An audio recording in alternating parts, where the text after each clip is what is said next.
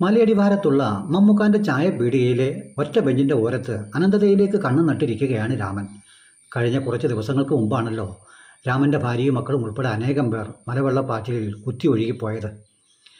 പൊടുന്നനെ അവിടേക്ക് കടന്നു വന്ന അന്ത്രു രാമന്റെ തോളത്ത് തട്ടി പറഞ്ഞു, "നീ എത്ര ദിവസമായി അന്നവും വെള്ളവും ഇല്ലാതെ ഇങ്ങനെ ഇരിക്കുന്നു? എല്ലാവർക്കും ഭാഗ്യവും പ്രതീക്ഷയും വിറ്റ് നടന്നയാളല്ലേ നീ? പോയവർ പോയി, നമുക്കും ജീവിക്കണ്ടേ? മമ്മുക്ക, രാമേട്ടനൊരു ചായ കൊടുക്കുക." അന്ത്രുവിൻ്റെ വാക്കുകൾ രാമനെ ഉണർത്തി. രാമൻ മെല്ലെ ചായ വാങ്ങി ഊതി ഊതി കുടിച്ചു. മെല്ലെ പുറത്തേക്കിറങ്ങി. ഞാൻ അപ്പോൾ ചിന്തിച്ചു പോയി, ഒരു മനുഷ്യന് നമ്മൾക്ക് കൊടുക്കാവുന്ന ഏറ്റവും വലിയ സമ്മാനം പ്രതീക്ഷകളും ആശ്വാസവും എന്ന രണ്ട് വാക്കുകളാണല്ലോ എന്ന്. ഈ പ്രതീക്ഷകളും ആശ്വാസങ്ങൾക്ക് പകരം അന്ത്രു എന്തിനാണ് ഇങ്ങനെ കുത്തി ഒലിഞ്ഞിരിക്കണത്? എല്ലാവരും ചത്തു മണ്ണടിഞ്ഞില്ലേ എന്നാണ് ചോദിച്ചിരുന്നെങ്കിൽ ഒരു പക്ഷേ അവിടെ കൊലപാതകം നടക്കുമായിരുന്നില്ലേ? പ്രതീക്ഷകൾ നമുക്ക് മനുഷ്യന് കൊടുക്കാം.